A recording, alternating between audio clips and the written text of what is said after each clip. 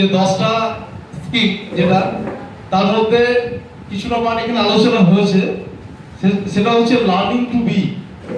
এখানে দেখেন কমিউনিকেশন, তারপর হচ্ছে রেসিলিয়েন্স এবং এমপ্যাথি, না সেলফ অ্যাওয়ারনেস, এই তিনটে বিষয়ের উপরে আলোচনা অলরেডি হয়েছে। বাকি আরো তিনটে স্কিল আছে যেটা সেই স্কিলগুলোর উপরে আলোচনা হবে।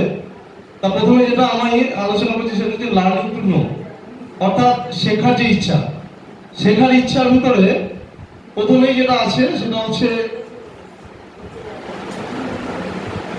ক্রিয়েটিভিটি, অর্থাৎ সৃষ্টিশীলতা।